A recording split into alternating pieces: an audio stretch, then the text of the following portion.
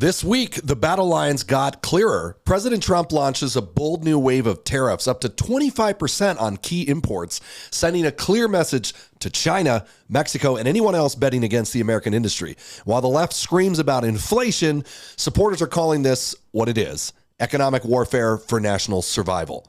From trade policy to terrorist-linked protesters in universities to the purge of a Space Force commander after a political visit, it's obvious this isn't business as usual.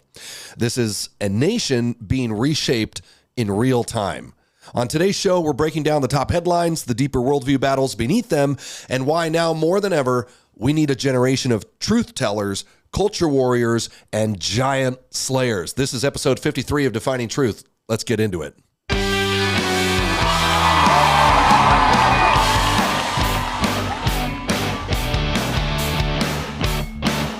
All right, welcome back to Defining Truth podcast. It's been a minute. This is episode 53. We're going to go through the week's headlines, and then we're going to just sort of briefly, and then we're going to deep dive into the recently passed SAVE Act. If you're not familiar with that, we'll break it down. It's the Safeguard American Voter Eligibility Act. It just passed by the U.S. House of Representatives yesterday. Today is the 11th, so it passed on April 10th. But we'll get into that. But first, Brandon, welcome back. Good to the show. I don't think today will be a long episode. I just want to get through these headlines and give our input. And as always, try to clarify a biblical worldview where possible. So why don't you kick it off? Yeah, so China, there's a hike on tariffs up to 125% on U.S. goods. So this is really, like I think you mentioned previously, an economic war, not just a trade war. So this is what happens when you outsource your manufacturing, supply chains, and pharmaceuticals to a communist regime. They're not a trading partner. They're a strategic enemy, and we've known that both from an economic perspective, a social perspective, a political perspective. China is not a friend of the United States. Trump was right to get tough on China. The left has called it reckless, but now we're seeing why strength matters. And decoupling isn't really an option anymore. It's really about national survival. Conservatives continue to push for economic nationalism, which really just means bringing jobs home to protect the American worker. Yeah. So this is basically what he did, right? So he's implemented a series of tariffs, and he's trying to reshape U.S. trade relationships. So up until this point, we've kind of been getting the raw end of the deal globally. I mean, I would say that goes for our relationship with a lot of different industries, whether we're talking about the UN, our support of allies, or certainly in trade. A lot of these countries that you're talking about heavily tax us, but we didn't tax them in return. So we're just evening the playing field here. That's in as simple terms as I can. But here's what supporters are saying, okay? So basically, supporters of what Trump is doing now are saying that he's encouraging domestic manufacturing. That's one. By making imported goods more expensive, tariffs can incentivize companies to produce goods within the United States, potentially leading to job creation and a revitalization of the manufacturing sector.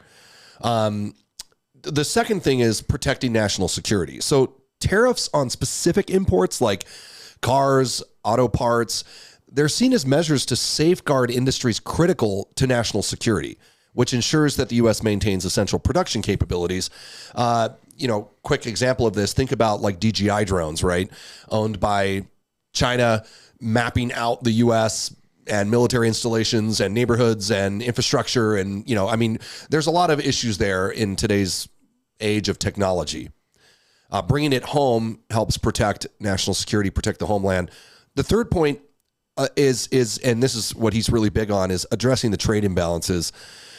When you impose tariffs, the administration aims to sort of rectify trade deficits and promote fairer trade practices because, as we said, it hasn't really been fair at all up until this point, which encourages trade partners to negotiate more favorable terms for the U.S. Again, seems like a no-brainer, common sense thing to do.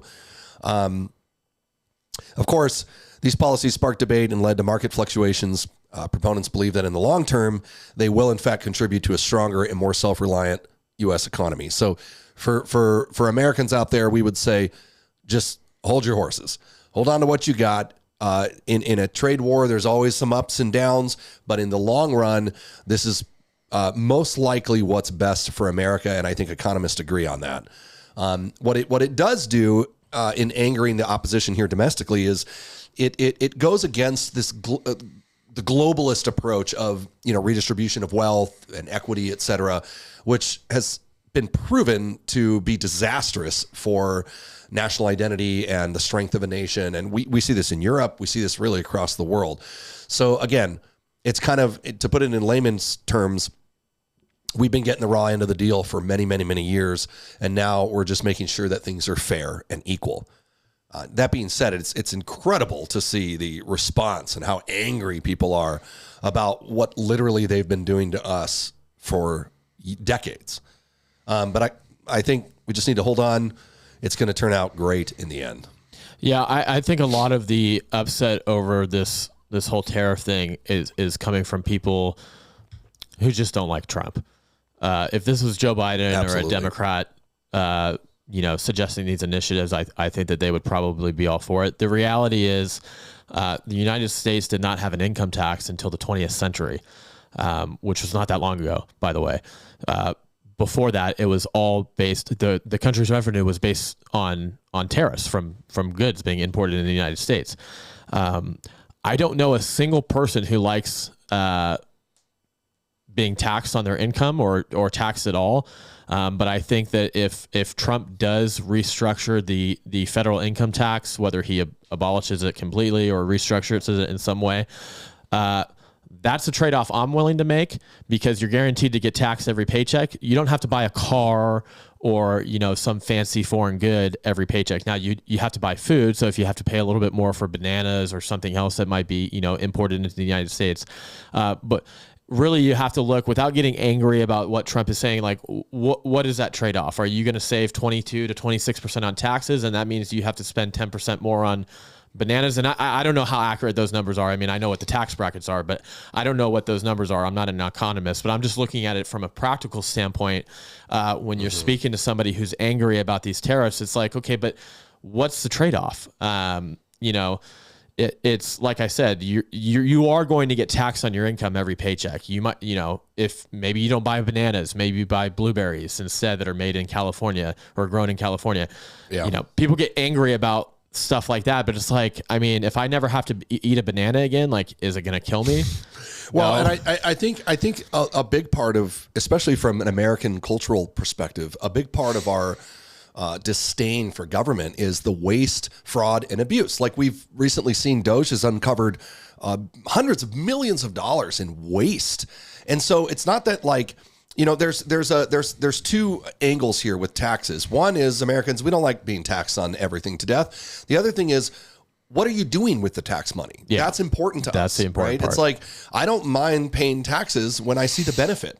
And with recent discoveries here, as Doge has come in and this administration has come in to drain this swamp, we're seeing hundreds and hundreds of millions of dollars of U.S. taxpayer dollars going to things as horrifying as supporting the Taliban and terrorist organizations or $400 million going to an empty warehouse in Virginia somewhere. I mean, it is ridiculous what they've done. The irresponsibility is truly astounding. So, cleaning all of that up is part of what this administration is doing. They're fixing the trade issues, but they're also cleaning house inside. And of course that makes people squirm, because the Democrats are being exposed for what they've been doing and abusing the American people.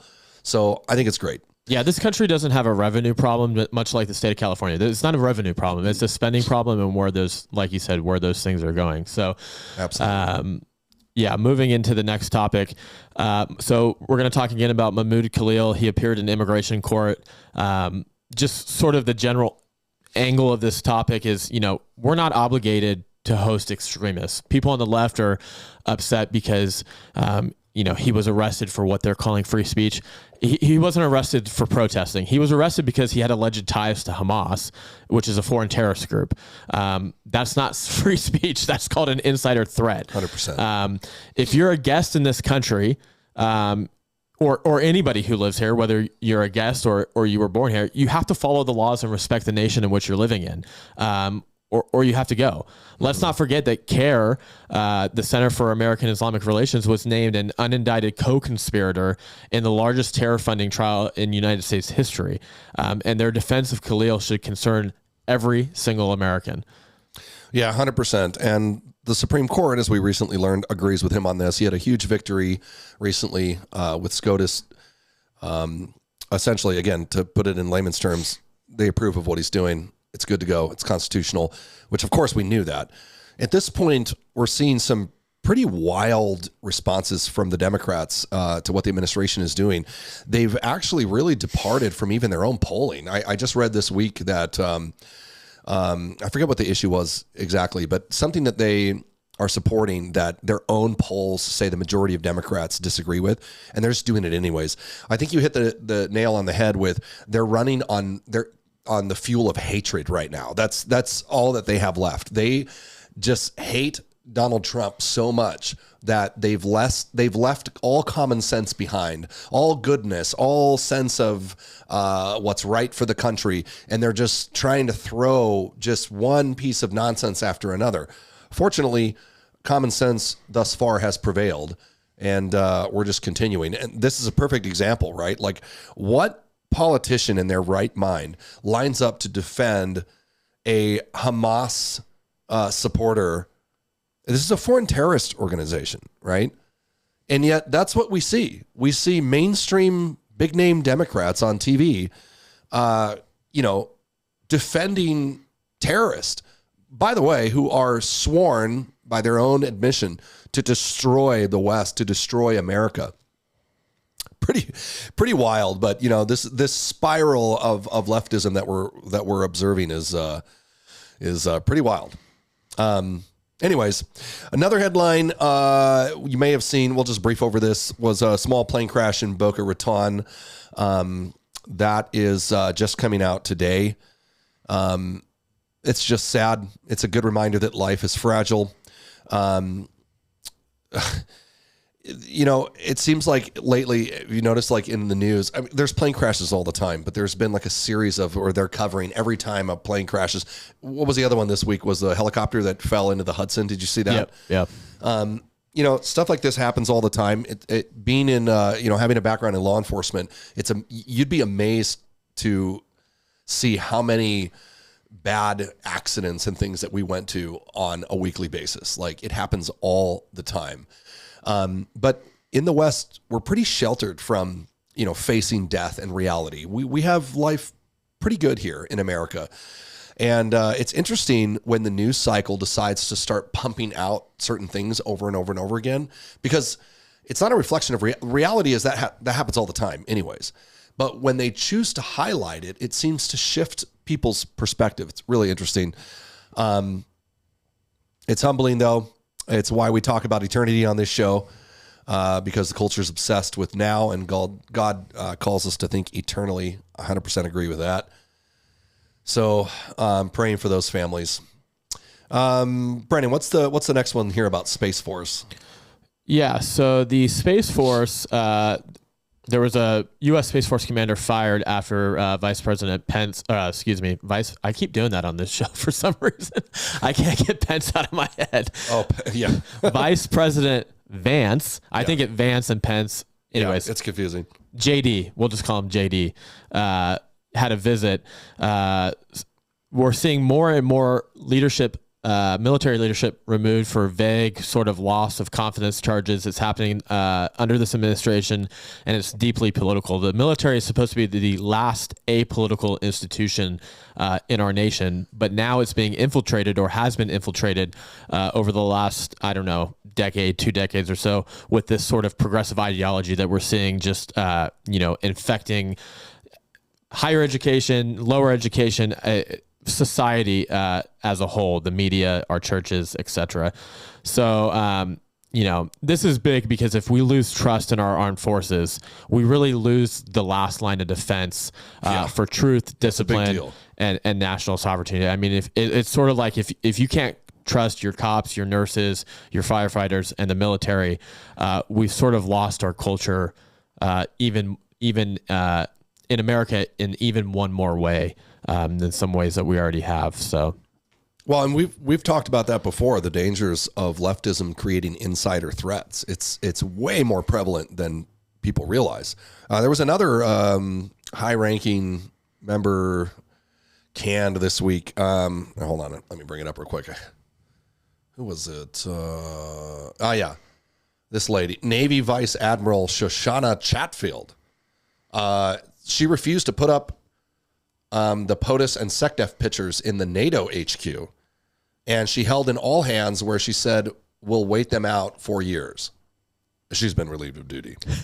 I think that's great, but this is also a sort of a sobering check for people who didn't think that, spreading anti-American propaganda in our education institutions and throughout U.S. culture would have an effect. It does. You get people like this who get into, very powerful positions in either defense, national security, government, etc., who believe essentially what our enemies have told them to believe. And that's really dangerous. You are an insider threat, right?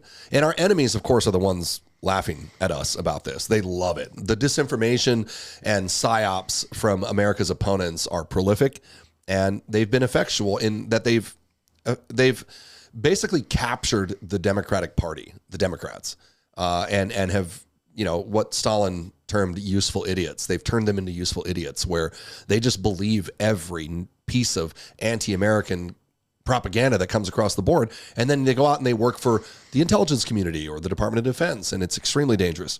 We saw some of that, and like we've discussed here on the show before, crossed over into the church.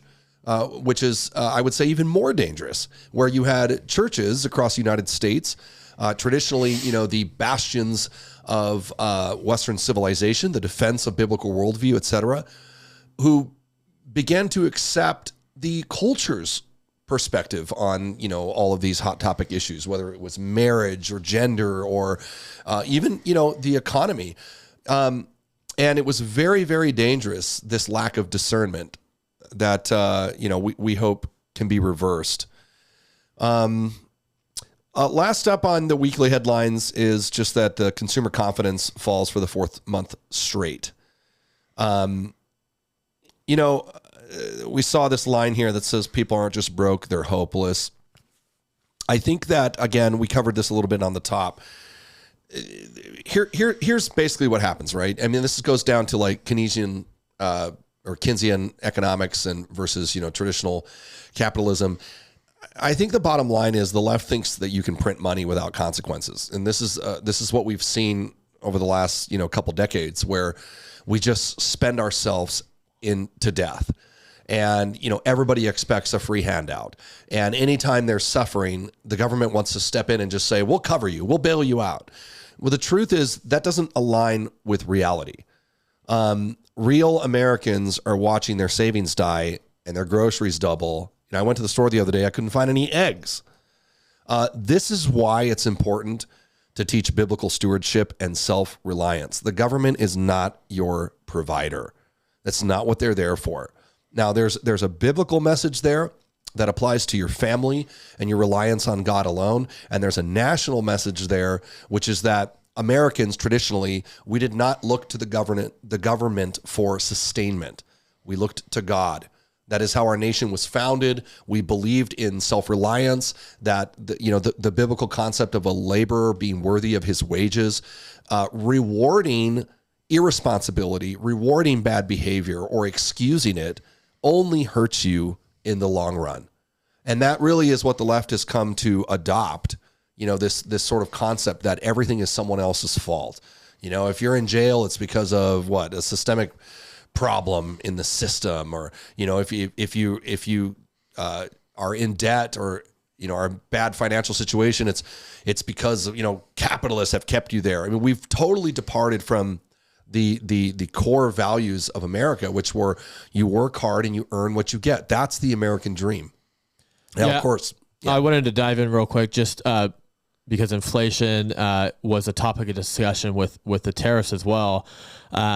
I was listening to a podcast with Howard Lutnick, who is now the Commerce Secretary for the United States and a longtime friend of Donald Trump's. He was also the guy who owned a company that operated on the the top 5 floors of the World Trade Center. Oh yeah, and I remember you told me. Yeah, about this if you remember, he told all of those kids that lost family members in that, on 9/11, that they could have jobs, 20 years down the line. Wow. As sort of, and he took care of the family. Anyways, he's a commerce secretary now, and he's talking about inflation. I'm reading the transcript. I listened to it on a podcast, but he wanted to explain pricing inflation that arises from tariffs, and sort of explain to the average person who says that, a cost of a toy at Walmart just went up by 50%. So to be clear, and again, these are his words and I'm loosely translating, inflation comes from printing more money.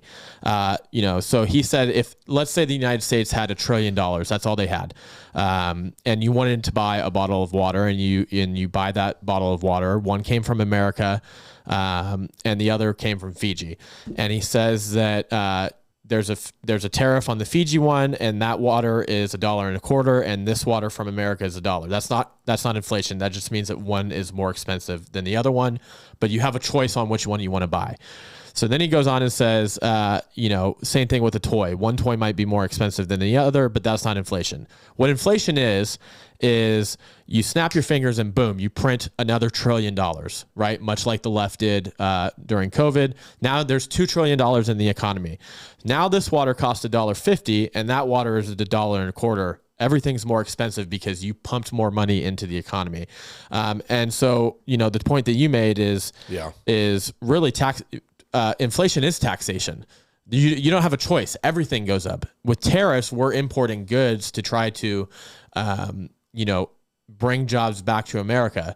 And then the left, who's always talking about how there's no good jobs in America, loves to say, well, now you're going to have to pay that person more to make that car in America. And it's like, well, yeah, of course. But again, what's the trade-off? If we're paying $1.30 now instead of $1.50, we're still saving on the margins. So anyways, it's just, again, it goes back to, there's just anger on the left. Trump could give a kid a lollipop and they would figure out some way as to why that was weird or racist or, anything else. So yeah, 100%.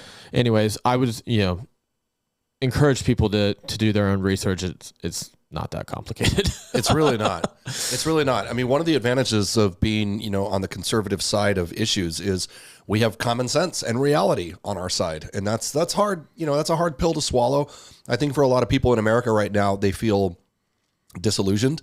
They feel duped, which is embarrassing. They're realizing a lot of things that they pursued or believed were just flat out lies. Or their worldview doesn't align with reality. And that's embarrassing. I would just say, come on over. The water's warm. It's never a bad time to seek wisdom and truth. Okay. So next topic we're going to dive a little bit deeper into is, the SAVE Act, the Safeguarding American Voter Eligibility Act, which was passed by the U.S. House of Representatives on April 10th, as you mentioned. Yesterday, we're recording today on April 11th. And sort of narrow margins, I guess you could say 220 to a 208 vote. It was introduced by Representative Chip Roy of Texas and backed by President Trump. And this legislation mandates that individuals provide documentary proof of U.S. citizenship, such as a passport, birth certificate, real ID, when registering to vote in federal elections or updating their voter registration. So what's the big deal? The big deal is Democrats are going all over the news media, social media, saying that this is going to sort of stop women from being able to vote. That's their big tagline. So there's a couple key provisions in there. Which is ridiculous. Right. So there's a couple key provisions in there that we'll talk about, and then we'll talk about why it's absolutely ridiculous. Just for the record, women still will be allowed to vote and always will be in the United States. So a couple key provisions just to move through real quick. Proof of citizenship requirement all new voter registrations and updates to existing registrations, be it name or address change, would require an in-person submission of citizenship documents. So you're no longer going to be allowed to upload them or mail them in, it looks like. Elimination of remote registration effectively ends online mail-in and automatic voter registration methods, including those linked to driver's license applications. That's been a big deal in California. California allows green card holders or even illegal immigrants to get a driver's license, and then they automatically register them to vote, and they're not doing it on purpose, but they're doing it. And then there's going to be penalties for election officials, and they could face criminal charges for registering voters without the proper documentation. And this bill allows private citizens to sue officials who violate those rules. So, of course, Republicans are supporting this. They argue that the SAVE Act is necessary to safeguard election integrity. And prevent non-citizens from voting. Despite such instances, they say, they on the left saying, are rare and already illegal. Well, if it's already illegal, then no problem in making it harder. And then the opponents, Democrats, and voting rights organizations contend that the bill could disenfranchise millions of eligible voters, particularly married women, low-income and rural voters, transgender individuals, and young and naturalized citizens. Where do they pull this stuff from, dude? So before we go into why that's absolutely laughable, I'll let you jump in and sort of recap that. I mean, this is not new. The Democrats have some big spine here to they say the most racist, sexist things ever while simultaneously accusing their opponents of doing exactly that. It's typical progressive Marxism. I mean, basically what they're saying is that the Democrats are saying that women are too stupid to find their birth certificates. Yeah. I mean, how offensive is that? Remember, they did the same thing with when I forget what state it was trying to pass, voter ID law. And they're like, they did it with black people, and they were like, black people can't use computers, that's racist. And I'm like, dude, that's the most racist thing you could possibly say. Yeah. They're so offensive. Like, the bottom line is, this is just about proving that you're an American to vote. It's not that big of a deal. Here's what they can't come out and say, though. Okay. What they can't come right out and say is, hey, we're using illegal non-citizens to boost our election numbers. Yeah. And that's really what this is about. They've committed fraud, mass fraud against the American people for many, many years. And voter ID laws are a very, very simple check that just says, hey, it's already a thing. We're not making this up. You have to be an American to vote. You have to be, let's put it in context. You have to be a citizen of the country that you live in to vote in that country. It's common sense, right? You cannot get on a plane right now and go to Spain and input your American opinion. Like, I'd like to vote for, the next president of Spain or whatever they have. Like, no country on earth allows that. No. The Democrats keyed into the fact that you could run mass illegal immigration campaigns, which they supported 100%. The Biden administration, more than anyone ever before, pumped thousands of people across the border with the specific intention of getting those people to vote. If you can't see that, I mean, you're on another level of mental health. It's so obvious what they did, right? They pump thousands and thousands of people, hundreds of thousands of people into the country, then give them driver's license, and then tell them, if you don't vote for Democrats, you're a Nazi. And everyone else is racist and they hate you. I mean, dude, you could be a child to see their plan here to win elections via illegal immigration. So common sense, right? You just say, hey guys, it's not even a new thing. It's a reminder. You have to be an American to vote. Yeah. So when we're trying to pass this law, right, that says, hey, you got to prove, that you're born here to vote. And oh my goodness, the world is ending. They hate women. Like, women? What are you talking about? What are you talking? Dude, they're so outrageous. But this is how they run messaging campaigns. They don't care if something is true or not. They never have. Yeah. They appeal to people's emotions. They want people to get angry and upset. And as long as that headline, it's like shot across the bow, as long as it hits all the mainstream media and it goes out into the liberal sphere of information, then mission accomplished. Yeah. They don't care if it's true or not. They lie even constantly. I'll say when it first came out, and I see a headline that Republicans are going to take away women's rights to vote. Of course, I know that's not true, but I'm like, well, okay, how did they spin that? Like, what in there is what they're using to spin that? So of course, it's common sense once you look into it, right? They're attacking or they're saying that this is going to be a problem for married women, transgender, like everything we said. Okay, so married women, those who have changed their surname may face challenges if their identification documents don't match their legal name. Dude, what are you talking about? Like, who came up with that line? I mean, when I got married to my wife, she had to take the marriage certificate to the bank to change the name on her bank. I mean, it's like things that you do like one time. And I mean, like, I guess it's a hassle to have to go to the bank or wherever else you have to go. And but it's like one time. The only argument that they make where I could see that this could be an issue for some people is rural voters, farmers, people like that, who might have to drive an hour into town, to show their documents in person. But again, it's one time to verify. And what is your vote worth to you? And there's solutions in place, and counter arguments to some of the stuff that they're talking about. So specifically with the rural voters, there's things that you can put in place, right? States can provide free or low cost access to identification documents upon request. Many already do with the voter ID laws in each state. Like I said, if it's important enough to you, then securing the documents needed to vote responsibly is a reasonable civic responsibility. Or they could do mobile ID services, mail-in document requests, extended office hours that might mitigate some of those issues. But as far as like women not being able to vote because they're too, the Democrats think that they're too lazy or dumb, like you said, to get those documents together and take them to where they need to go, I mean, it's just laughable. They're talking about transgender individuals, those whose legal documents may not reflect their current gender identity, leading to potential discrepancies. Okay, transgenders are already dealing with these issues on regular bank documents anyways. The law already focuses, or I should say the law focuses on citizenship. It's not talking about gender identity. As long as that person is a U.S. citizen and their documents are legally valid, they're not going to be denied voter registration because they're transgender. Like I said, these individuals already navigate the sort of ID verification in contexts like banking, healthcare, and travel.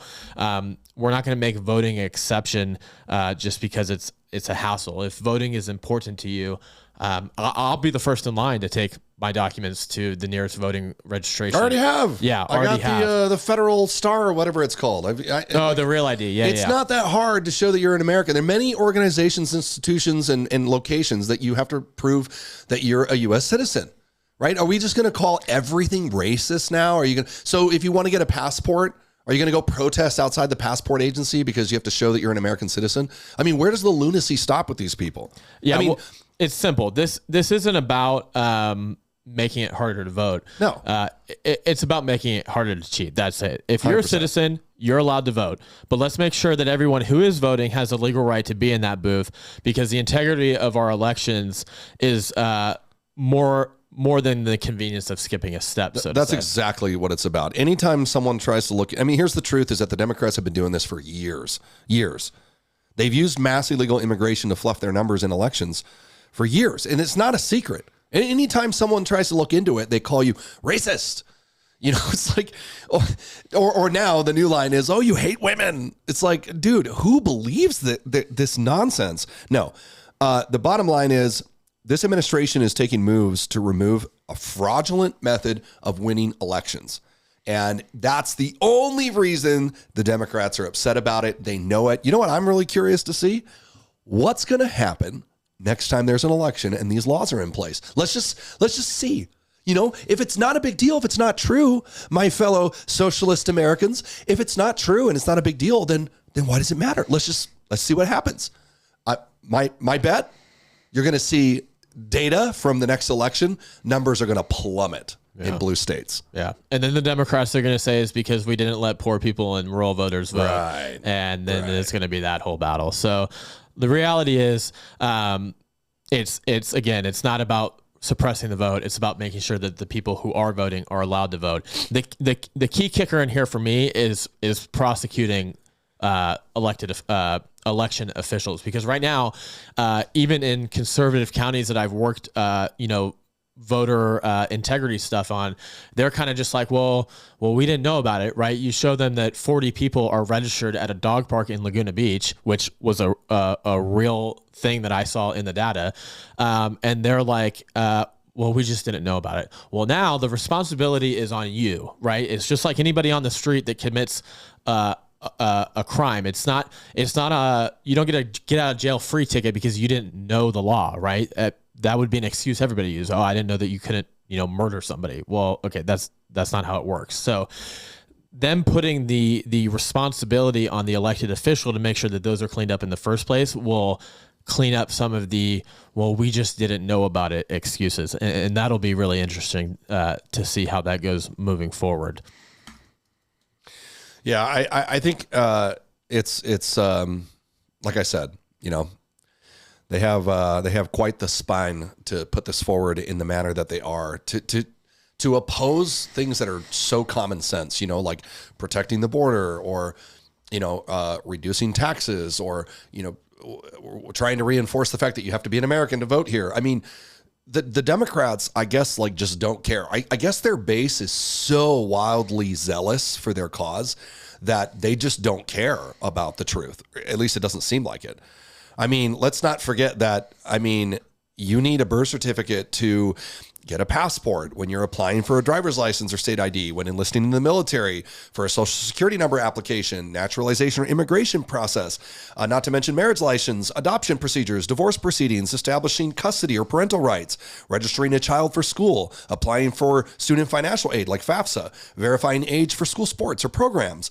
How about a Form I-9, employment eligibility verification, jobs that require proof of citizenship, applying for health insurance, verifying dependents, hospital records. I mean, can we go on and on and on? To get on a plane, you have to show an ID to get on a plane. All the things that you need to show. But the Democrats are so furious that you would have to show an ID to vote. It tells you all you need to know. The leftists can't come right out and say, hey, we're using illegal non-citizens to boost our election numbers.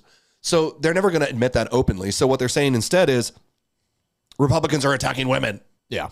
It's just like, yeah, dude, who believes them anymore? Even CNN this week, I was watching a clip, said that the Democrats are losing men in mass across all demographics and white men, black men, Hispanic, they're all fleeing. It's just, they have just completely lost touch with reality. You see it even in their comments, across social platforms and in the news throughout the week, as this administration is doling out the justice they promised to deliver. You see guys like Adam Schiff and Ocasio, they just sound like clowns. They're just not in touch with reality. It's astounding. It is a good reminder that, the church needs to not be that way with moral and social issues as well, because we saw that a lot over the last 10 years. Remember where your information is coming from. As a Christian, it's really important to filter all of these issues through the Word of God. In other words, does this make sense with God's perspective and what He declares to be true in the Word? Because that's where wisdom comes from. As we know, Proverbs says the beginning of wisdom is the fear of God. And, we just talked about on Sunday that we've lost a reverence in this country and a healthy fear of God. Of course, God is love, and he died for us, and He cares for you, and He understands you, and He's compassionate, but He's also a fearful, awesome, and powerful creator of the universe. And that healthy fear, when you're looking at issues even like this that we're talking about in the news and stuff, you need to consider a biblical perspective, because that's what's going to keep you in line. The Word of God is the plumb line that has lasted throughout the ages. It never changes. It never has, and it never will. It endures forever. And it's a great litmus test for any topic of discussion that you could have. And if the church departs from that as a plumb line, and they go more to well, what is the culture telling me right now? What does the world think about, sexuality? As we've seen some ridiculous things in the church lately in regards to that. you're going to invite doctrines of demons into what otherwise should be pure doctrine. So as we wrap it up, we've got an administration fighting to bring American jobs back. That's the bottom line. A culture pushing back harder than ever against truth, and a generation caught in that crossfire.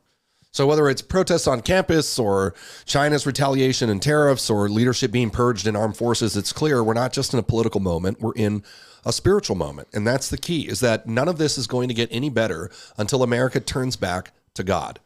That's where we came from. That's what this country was founded on. And amidst every rise of evil thing, whether it was, internal conflict or slavery, the only thing that conquers that is truth, and that's biblical truth. And that is why we are an exceptional nation, because no one has done what America's done. That's why we're here, not to panic, not to posture, but to proclaim truth and raise up a generation that won't bow to these cultural giants. I just want to share some biblical insight for the week. Nehemiah chapter 4, verse 14 says, "Do not be afraid of them. Remember the Lord who is great and awesome, and fight for your brothers, your sons, your daughters, your wives, and your homes." That's the call. It was true in Nehemiah's day, and it's true now. We're not called to retreat as believers. We're called to build, protect, fight with wisdom, with courage, with unshakable faith. That's what we're about here at Defining Truth, and looking at world events and news headlines through that lens. So thanks for joining us. Episode 53. Hey, if this spoke to you, do me a favor and share it. Leave a review, comment on Instagram or on YouTube, and consider supporting the mission here at DT. You can find information to do that at definingtruth.org, definingtruth.org. We're here to define truth for such a time as this. We'll see you next time.